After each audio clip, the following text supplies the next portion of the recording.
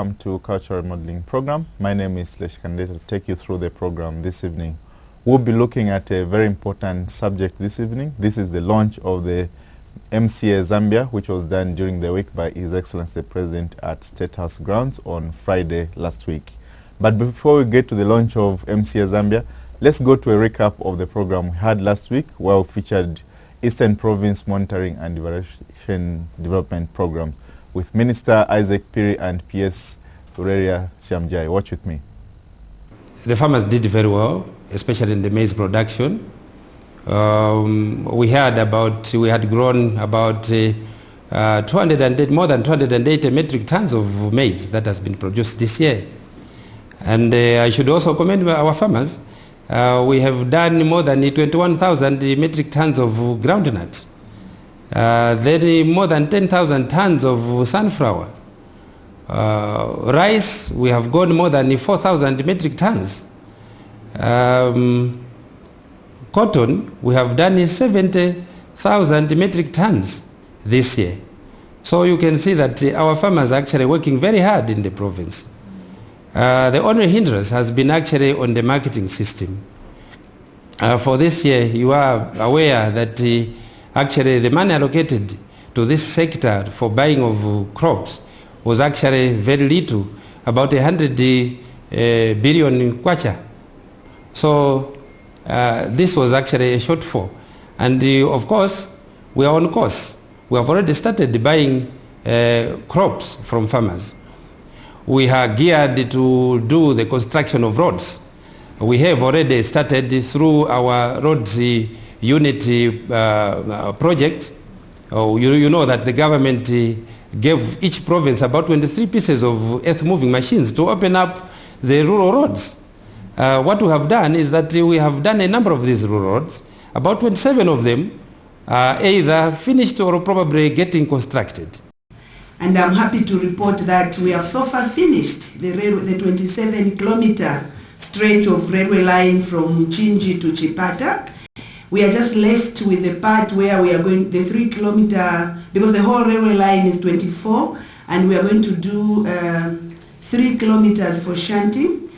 Right now, what we are doing are final touches to the railway line. We have laid down all the necessary equipment that we need. We are only left with ballasting. We are also renovating right now the old railway station, which is there. And we are looking around for land that we can use for warehousing.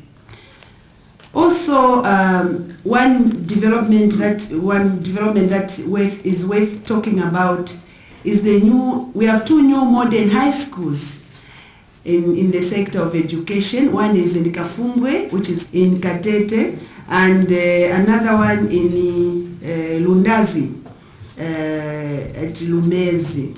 These are very beautiful schools, well done, and if you went there in the middle of the jungle, you'd think you are entering a university. It has the structures that will stand the test of time. We are also looking at new modern schools in Chama and Kacholola in Nimba district. We have also something very striking which we started as a provincial administration. The Luangwa Valley Ecosystem, a partnership initiative, which we are very excited about. We know that in the valleys of Mamboy and so on, there are already initiatives by Komako and working with Zawa, but spearheading the same program was Zawa in partnership with Komako and enticed us as provincial administration to join, and we've since come up with a steering committee that has worked out a document. We will not be doing anything different from what Komako and Zawa are already doing in the valley. But I think the effort that they've already done needs a lot of complementing, because you see, to change the mindset and to push in alternatives in the people that have lived a livelihood, it's very difficult. But so the government has supported us. We have this year to the tune of 250 million that we are using to begin this program. We are going to include it in next year's budget so that together with Komako we can advance the Luangwa Valley Ecosystem Partnership Initiative. Welcome back. That was Minister Isaac Piri and the PS Eastern Province taking us through some of the development programs in that province. Right now, it is my pleasure to take you through some information that we've packaged for you. This is to show you what resources we've received from donors from January to June 2009. We thought it was important to show you this information in view of a high-level policy dialogue that was held during midweek to see what donors are going to put into the budget for 2010 for Zambia. If we go through the information, which is on your screen, in terms of project grants, we received a total of 133.51. In the first quarter, we had 61.32, second quarter, $72.1 US, of which sector budget support was 13.69 for the first quarter, and we didn't receive anything for the second quarter. So the total then still remains 13.69. Projects 47.73, second quarter 72.19, totaling 119.82.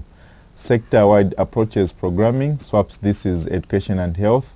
For the first quarter we didn't receive anything, but we are glad to report that there have been some receipts for the second quarter, in totaling 45.36, of which education 30.98 and health 14.38.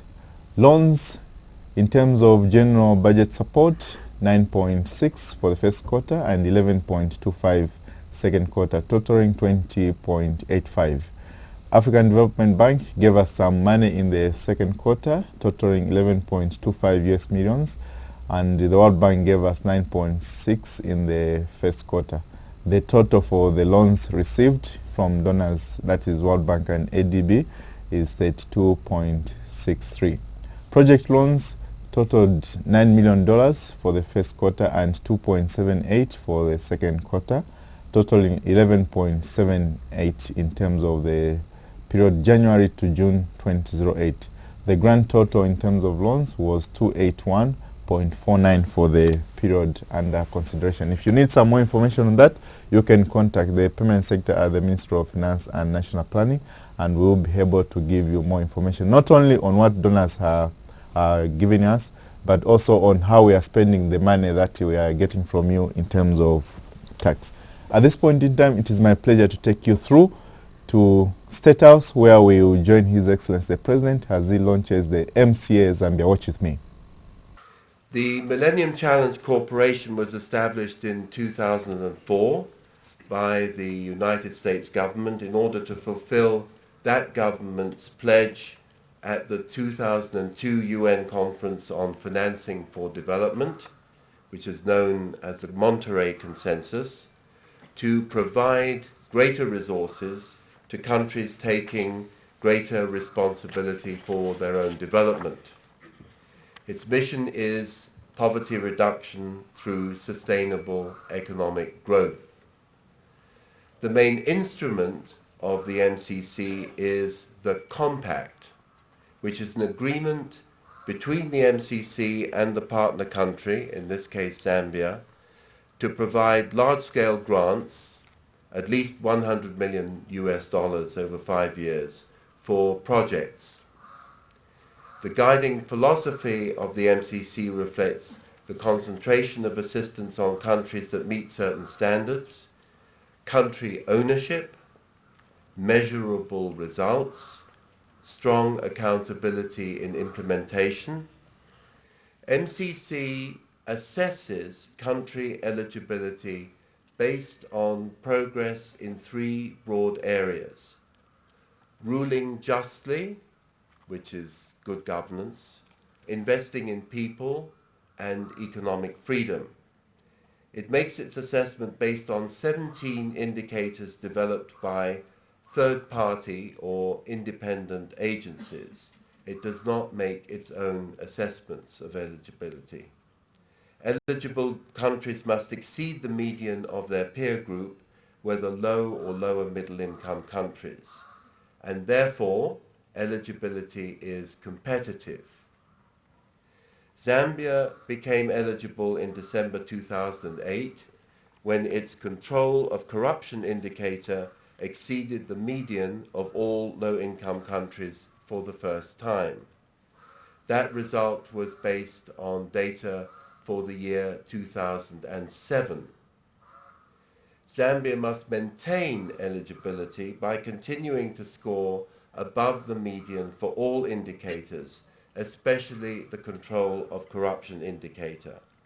In December 2009, based on 2008 data, and again next year in 2010, based on 2009 data.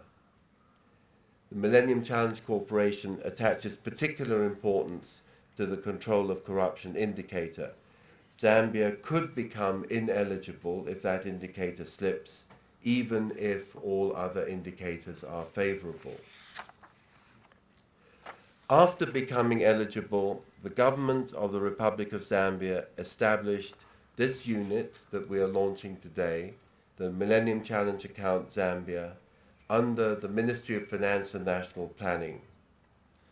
I want to make it clear that MCAZ is accountable to the government of the Republic of Zambia and not to the Millennium Challenge Corporation.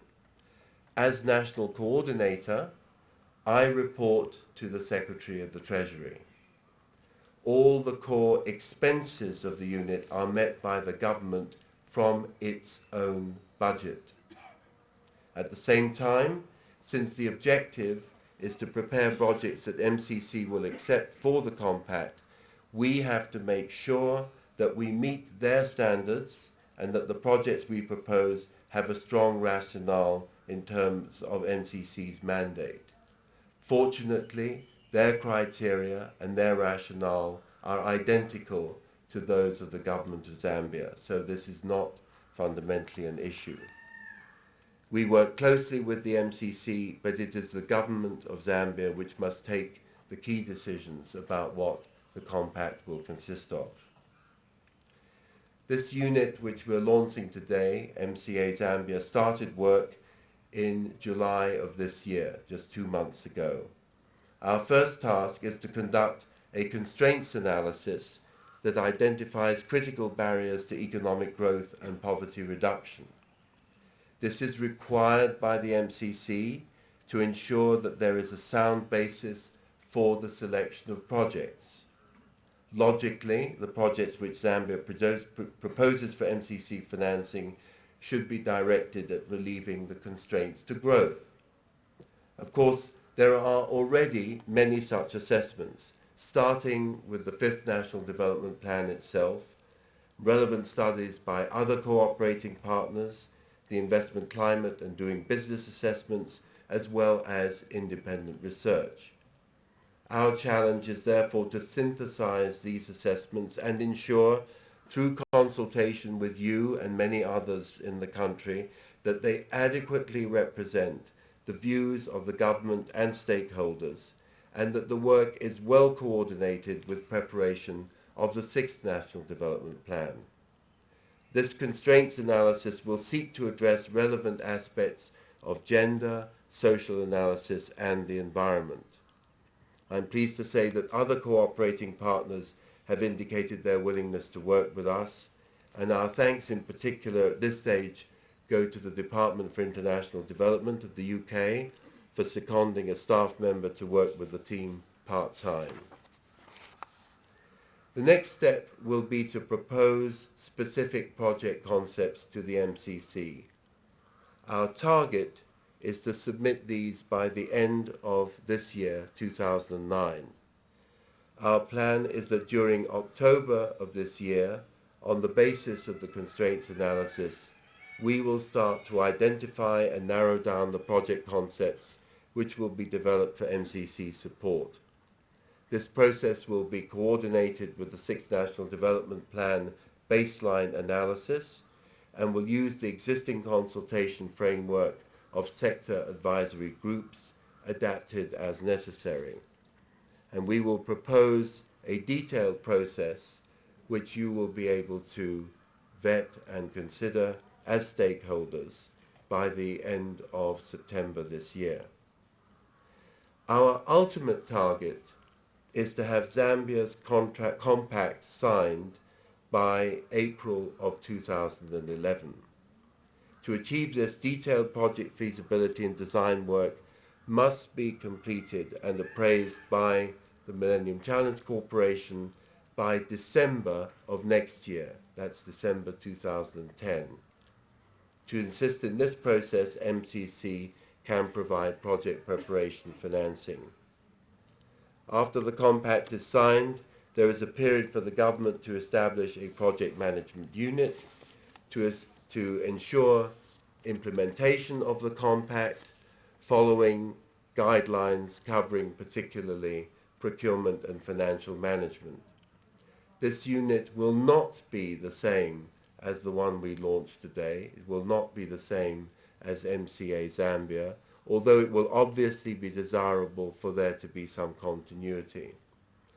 Once the compact enters into force, we will have 5 years to implement the compact and disperse the agreed funding.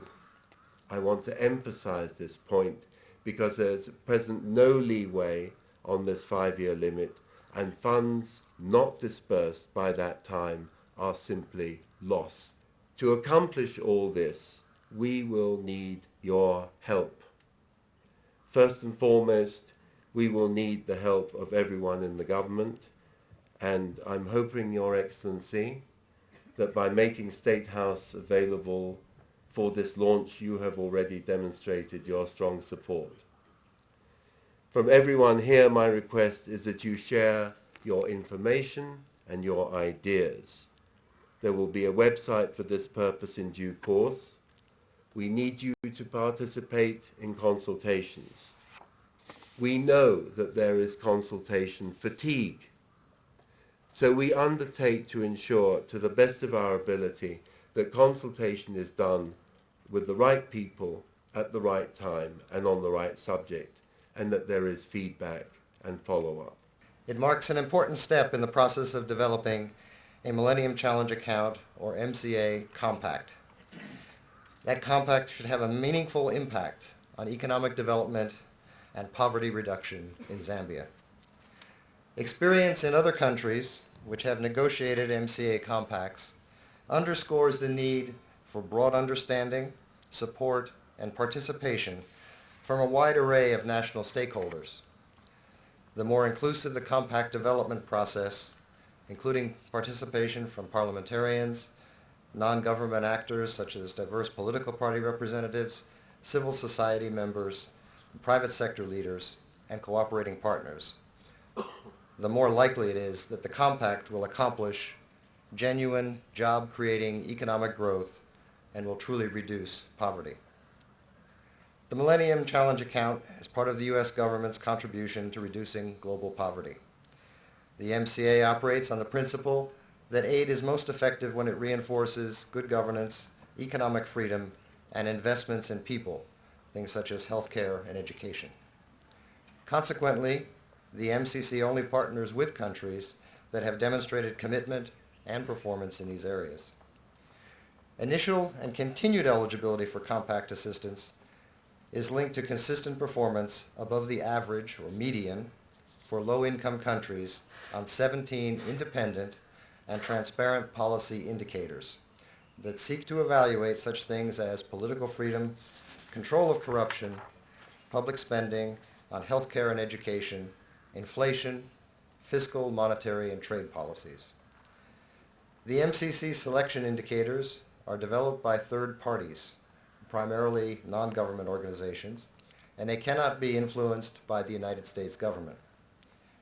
We believe that these third-party analyses lend the process integrity and transparency.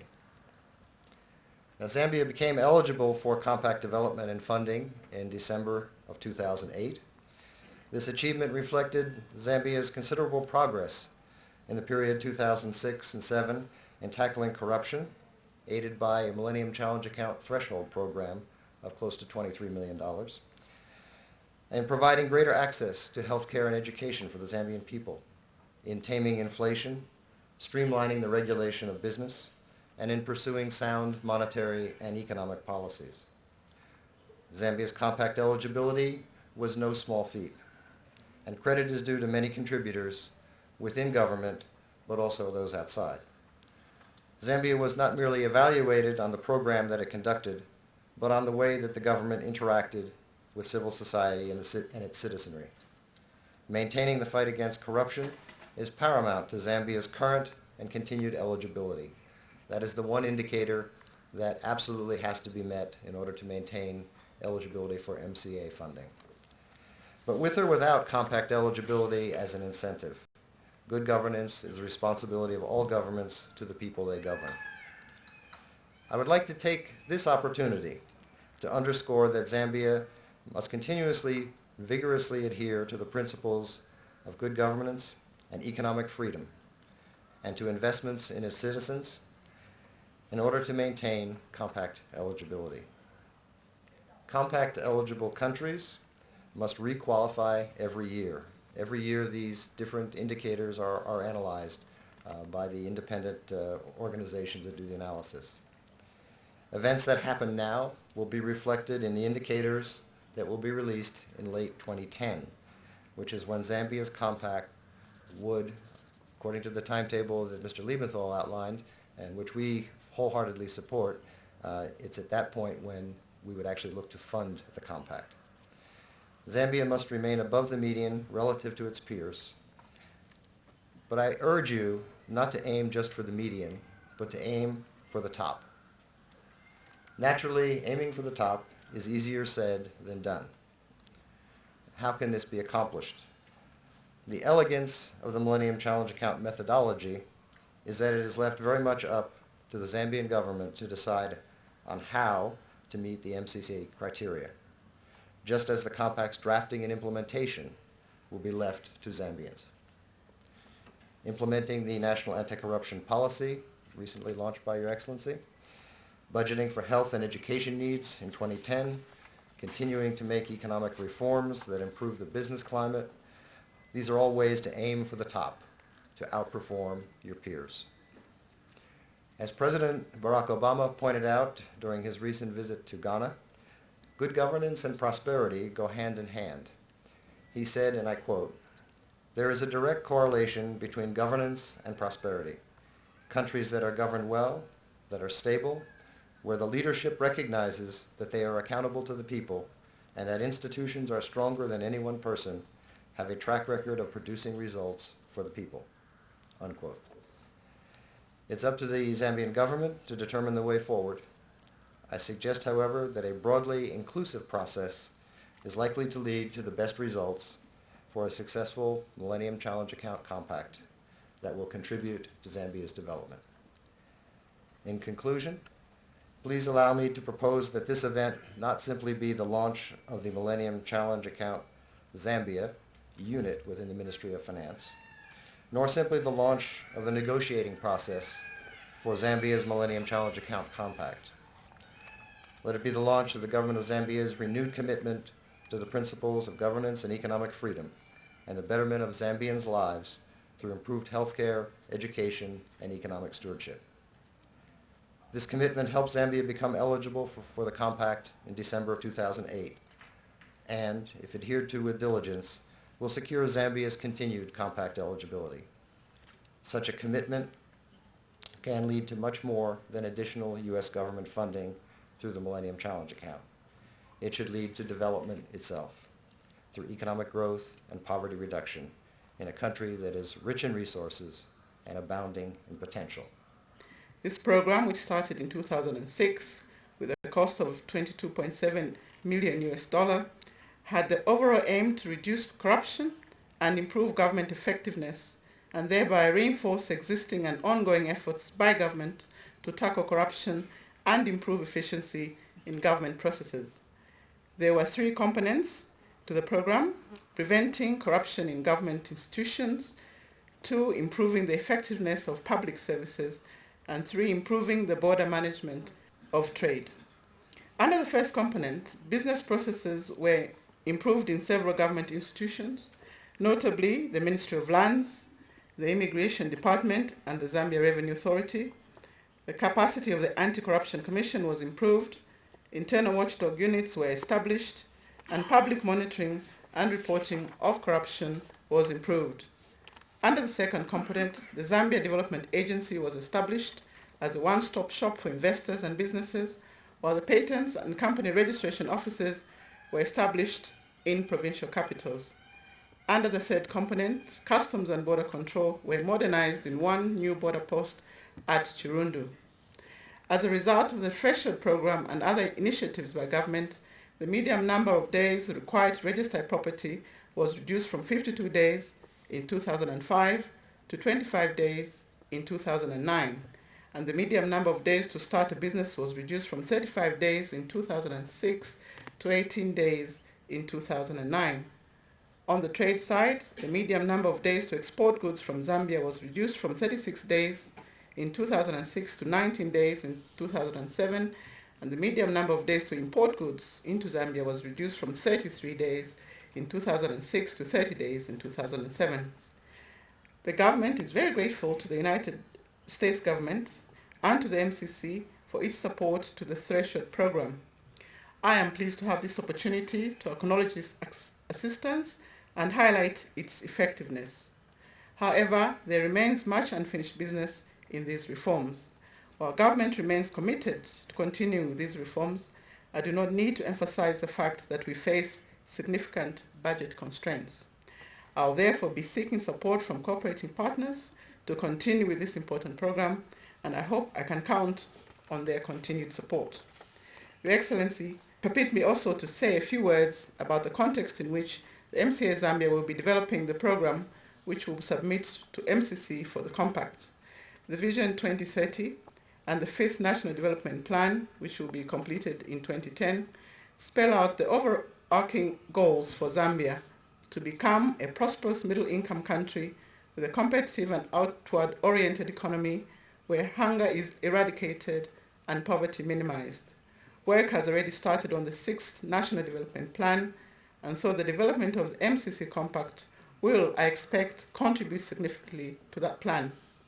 In the Green Paper on the Medium-Term Expenditure Framework, my ministry has drawn attention to the need to reposition the Zambian economy to take advantage of the expected rebound in the global economy. The main components of our strategy are: 1, a scaling up of efforts to promote economic diversification with emphasis on the agriculture, tourism, and manufacturing sectors. 2, speedy implementation of measures to reduce the cost of doing business, especially in relation to other regional economies. And 3, further promotion of a growth-enabling environment while addressing the constraints to broad-based economic growth in order to ensure that more Zambians benefit from this economic growth. Your Excellency, I submit that these objectives and the strategies are fully consistent with those of the MCC, and that we are confident that our policy environment in Zambia will support the identification and implementation of projects worthy of MCC support. My special wish as MCA Zambia starts its work on the compact is that we will move as fast as possible to ensure a timely implementation of projects. While not wishing to draw comparisons, it has become a source of frustration for us that while some of our cooperating partners work effectively and with a due sense of urgency, others move more slowly than appears necessary. My plea is that the MCC in Zambia will fall in the former category. Zambia became eligible for compact assistance in December 2008, meaning that we as a country have made significant progress with regards to these standards. We need to not only maintain the standards, but also build on this progress for Zambia to remain eligible. This entails that a lot of more effort must be applied. Ladies and gentlemen, we now face the challenge of selecting and preparing the projects that we will propose to the MCC for funding under that compact. Our target is to agree the compact by April of 2011, just over 18 months from now. Although this may appear like a long time, when you consider that full feasibility studies must be completed for all selected projects and that projects must be ready for immediate implementation and completion within 5 years, I'm sure we would all agree that this is a daunting task, but which we must achieve at all costs. You may recall that at the recent endeavor, we discussed the many challenges that hinder implementation of development programs in Zambia. So I understand the level of concern associated with the implementation of the projects in our country. I therefore urge those concerned with the projects to remain focused when implementing the selected programs. Ladies and gentlemen, this brings me to the reasons why we chose to launch MCA Zambia here at State House. The first reason is that for Zambia to meet the targets of agreeing our compact by April 2011, the work of MCA Zambia must receive the active cooperation and support of everybody, both within and outside the government. Within the government, it must be clearly understood that MCA Zambia is a priority program aimed at boosting investment and growth in our country. Government must provide all the necessary support to ensure the success of MCA Zambia. At the same time, I'm holding Mr. Robert Liebenthal and his team at MCA Zambia accountable for delivering the compact by April 2011.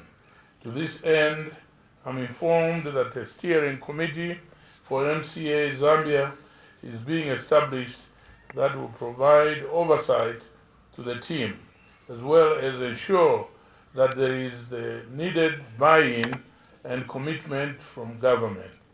That steering committee will comprise senior government officials as well as members from civil society and the private sector.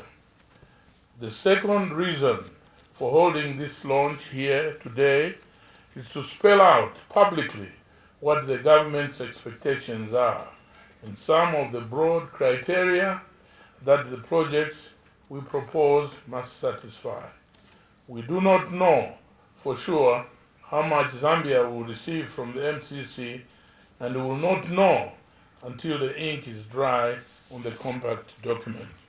However, we do know that the MCC has agreed compacts totaling just under $700 million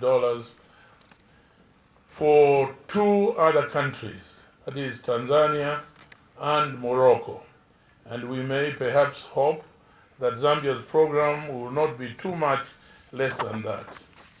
Financial resources on this scale for our country do not come often or easily, so it is important that the best possible use of the resources is made.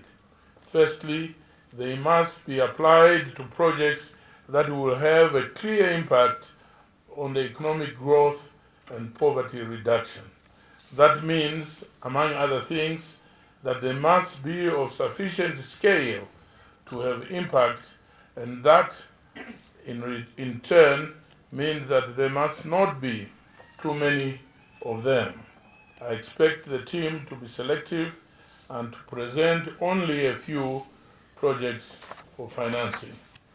Secondly, they must be developed as part of our overall development plan and well integrated with the programs being supported by other cooperating partners, as well as the private sector. Fortunately, the Ministry of Finance and National Planning and our cooperating partners in Zambia have already developed strong processes for coordination and harmonization based on the 5th National Development Plan and on the preparation of the 6th National Development Plan. I expect MCA Zambia to ensure that what it does is well integrated with this structure. Thirdly, I repeat that the state of the project preparations and implementation readiness must be a high priority. I believe this may mean that MCA Zambia will have to look first and foremost at projects and programs that are already well advanced, where there are financing gaps and where private sector interest, both local and foreign, is clear and evident. I believe that MCC funding gives us a huge opportunity to leverage the resources from the private sector and other cooperating partners. Please note that I have not tried to identify any specific sector or region for special attention by MCC Z at this stage. The final reason why we are launching MCA Zambia here today is so that I can address the issue of Zambia's eligibility for MCC funding. As I stated earlier, the MCC determines countries' eligibility by monitoring indicators of performance in three main areas: ruling justly, investing in people, and economic freedom. I understand that the MCC attaches great importance to governance, which includes fighting corruption, protecting political rights, civil liberties, and observing the rule of law. I understand that Zambia became eligible for MCC funding in December 2008 in large part because of our performance and institutional capacity in the area of governance had greatly improved.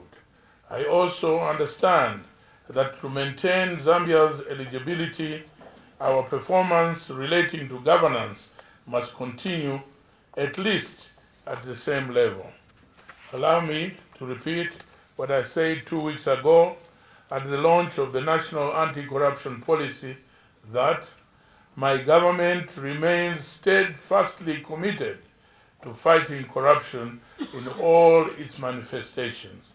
I also want to state that I am fully aware that some have questioned our commitment to fighting corruption in the light of certain recent events.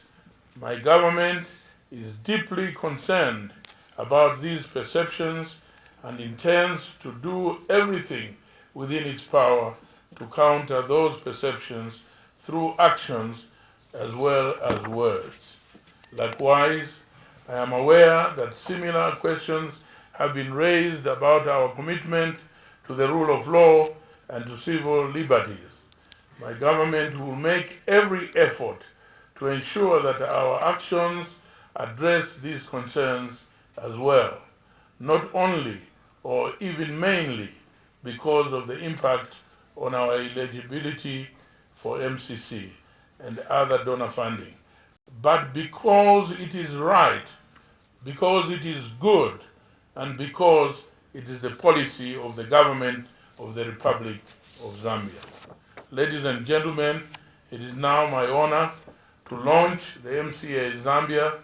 I do so with great anticipation, knowing well that it is one more step towards Zambia's vision of becoming a middle-income country. That was the launch of MCA Zambia at State House. I was there, and personally I'm very, very happy to have seen that particular launch. Many of you may not be aware, but I was in Monterrey, Mexico, when President George Bush announced that MCA account.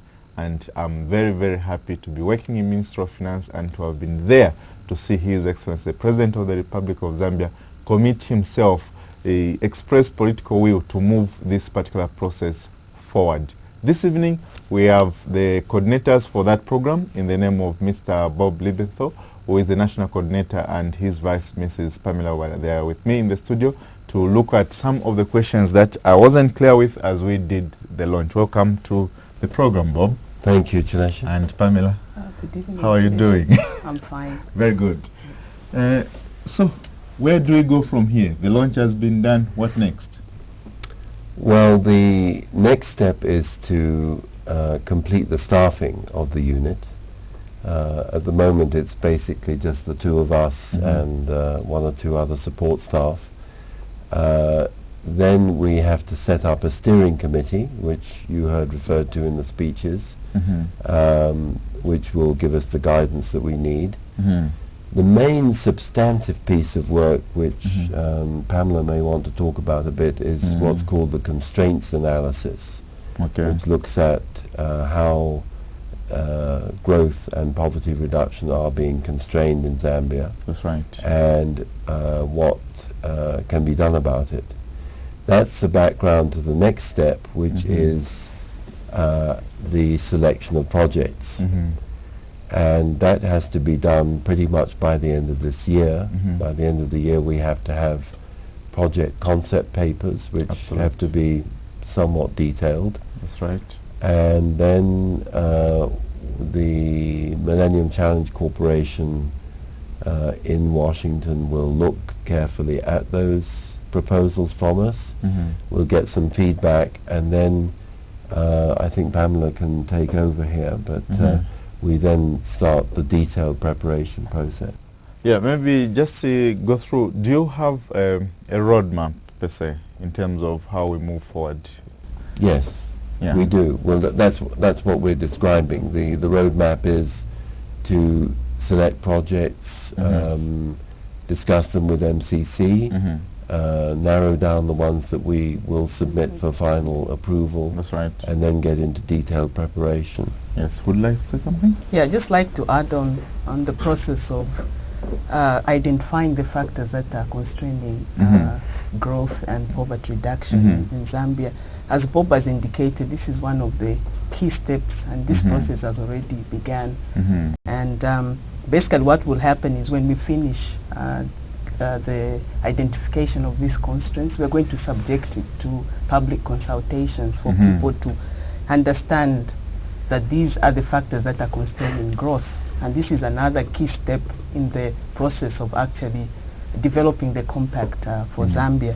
So that would roughly take about a month, because we have to get in buy-in from the government, the general public, that is including civil society, the private sector. So that is another important step.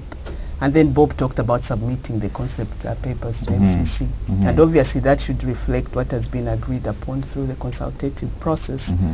And then after that, obviously you move now to MCC will receive this concept paper, and based on that they will look at what has been presented and decide whether they will need to give us money to further identify or improve the projects that have been submitted. That's right. And this is what they refer to as 609G request. And that would roughly happen next year in around maybe February. And then they have internal discussions there now in Washington at the Millennium Challenge Corporation. They will give a congregational notification about the same 609G, and then they will also have further discussions within MCC. But this process would take roughly about maybe 3 months or so, and then they'll get back to the government of Zambia. That's right. Yeah, and then we would now begin the compact negotiations between GRZ and MCC. I see. Yeah, roughly next year, maybe March, April. And then this process continues. I mean, it's... You've mentioned several players here. You've mentioned the stakeholders, you've mentioned private sector, you've mentioned MCC, GRZ. How is the reporting relationship, or how do they connect to each other? Okay, basically, I think if you did listen to the launch yesterday and the speech... That Yes, in the speeches Yes, which yeah. we're looking at together here. Yeah? Yes. Basically, MCA Zambia reports to the Ministry of Finance, because it's based in the Ministry of Finance and National Planning. Clear, and the yeah. National Coordinator reports to the Secretary to the Treasury. Absolutely. But because the financing is going to come from Millennium Challenge Corporation, and they have a certain criteria of how these projects must be developed. Obviously, we are going to also work with MCC closely, but obviously the onus is on the government of Zambia, and MCA will make all the key decisions in the Ministry of Finance. That's right. Bob, in one of the speeches, I heard that it would take up to about 2011 to have a compact. Why would it take so long to have a compact? Well, thanks for asking that question, because I understand a lot of people will be concerned about that. It does sound like a long time. As Pamela said, we get to, on the present game plan or schedule, to around March of next year, 2010, where we have got agreement with the Millennium Challenge Corporation on what the projects are likely to be, or which they will be chosen from. And the next step then is to commence detailed project preparation. Now, detailed preparation is for all large projects a very long drawn out business. In fact, to do that within the time that we've indicated is going to be quite difficult. And think of it this way, it means that for all of the projects that we propose, we have to have detailed costings, we have to have detailed implementation timelines, we need to know exactly what standards, if for instance it's a road, or if it were a power utility, a lot of issues, or a power facility I mean, if there were there would be a lot of issues associated with designing that to specifications that can be financed by the Millennium Challenge Corporation. They need, and I want to emphasize this very strongly, by the time those projects are approved by the MCC, they have to be ready for implementation. In other words, we need to be at the point where, as soon as the money starts to flow, the organization is ready, the designs are there, whatever it happens to be, whether it's in human resources, whether it's in energy, and that project can then be implemented. Why? Because we only have 5 years from the time, 5 years from the time when the ink is dry on the entry into force of those projects for that money to be dispersed. Sounds like a long time, but if you look at what the experience has been with some of the larger projects, that is not a long period of time. For a large infrastructure project, that may be quite a period of time. It's quite challenging, yeah. Yes, or in agriculture, if it's a matter of land development and that kind of thing, these can all take time. So we don't want a situation where we then spend 2 years getting ready to implement projects and then only have 3 years in which to spend the money, because we will lose that money. Absolutely. So that's why it's very important to take the time to prepare the projects carefully and make sure that they are to the standard that's required. And that will take us, we think, from about February or March of next year up to the end of 2010. Then from the end of 2010 up until our target date of April, that's the time that the MCC needs to go through its processes to approve and finalize the compact arrangements. I see. Between now and say the time we expected to get the compact, what type of things must the people or institutions or interest groups that intend to access some assistance from MCA be doing in terms of selection criteria for projects? Is there any criteria that people need to understand so that by the time you begin to call for submissions, people should be aware of? Is there anything like that? Well, let me just begin by saying that, first of all, the stage at which we are, we're just identifying the factors. So I can't bring a project, No, let's say next no. week I say I've brought a project. No, they can't do that. But When should they begin to do that? I think they should begin to do that when we finish this process, they call Mhm. the constraint analysis. Yeah. But then would like them to be involved in this process, to Mhm. submit their views. That's right. And when we are doing consultations, they should be active and Mhm. also contribute on the process of identifying these projects. I think we would like to develop a criteria that would be inclusive, but Mhm. also be very objective. That's right. And I think that one of the key requirements for this project identification is having a high economic rate of return. Mhm. And obviously it means that these people that would like this project submitted, they should do a lot of groundwork Mhm. to ensure that they have all the sufficient information for a project that they would like considered by MCA Zambia.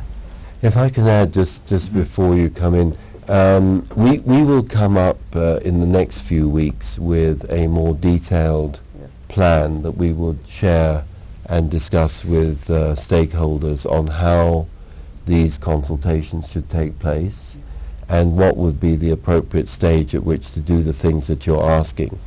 When is it appropriate to talk about the constraints? When is it appropriate to bring forward project proposals? What's going to be what are going to be the criteria? As Pamela said, one of the key criteria is for the projects to have a acceptable economic rate of return. Beyond that, they need to meet various safeguards on social issues, on gender issues, on environment issues. They need to have a link of some kind with the constraints that have been identified in that constraints analysis. And we think that it's, for the reasons we mentioned a little while ago, we think it's very important for them to be at a fairly advanced stage of preparation. I mentioned earlier about feasibility studies. Obviously, if there are already feasibility studies that have been done or are underway, and these are projects that meet the overall criteria, it's going to make sense to put those projects forward for financing before we start working on projects where no one has done any work so far. So that's the kind of thing that we'll be developing in the next few weeks. I think it'll become a bit clearer then. Yeah, before I get to my very, very last question, I would like to ask another question, which is the mission of the corporation implies a commitment to poverty reduction. So what type of focus do you hope to achieve so that you ensure that the projects that you identify have that component? Is there a strategy that you intend to adopt to ensure that, or is that something you're thinking about? Yeah, well, we're certainly thinking about it a lot, and it's not like the government hasn't been thinking about that for quite a long time. You go back to the PRSP and you go back to the Fifth National Development Plan, and those were also trying to address exactly those issues. And when Pamela mentioned earlier that we're doing this constraints analysis, we don't intend to invent any wheels or reinvent any wheels. That's right. We want those to be consistent with and to build on the work that's already been done. A lot of analysis has been done. But to come to your question, the strategy, the implicit strategy or the mission of MCC is poverty reduction through economic growth. And so our task is to find those sectors and subsectors and regions and other dimensions of the issue where there is the largest impact on both growth and poverty reduction. That's right. Now, to take an example, we all know that the mining sector, or the large mining sector, is very capital intensive. There's already a substantial degree of investment there. It contributes to economic growth and foreign exchange, and hopefully also to government revenue. It doesn't directly contribute a great deal to poverty reduction because it doesn't employ a lot of people. Agric does, for instance. Agriculture does, exactly. probably tourism does as well. Value added in the mining sector may add quite a bit. Ancillary industries in mining may add quite a bit. And those are the issues we need to drill down into and see where is the employment impact going to be greatest and where is the poverty reduction impact going to be greatest. Wonderful. Are you optimistic that we will maintain this eligibility to be on this program? Because obviously there are certain things Zambia did to become eligible. Are we doing well? Are we doing enough to remain eligible? One thing I'll remind you is what H.E. said. It was very, very important. He was explaining to all of us this evening why the launch was at State House. I thought that was a great reason why maybe we might remain eligible. But you have comments, I'm sure.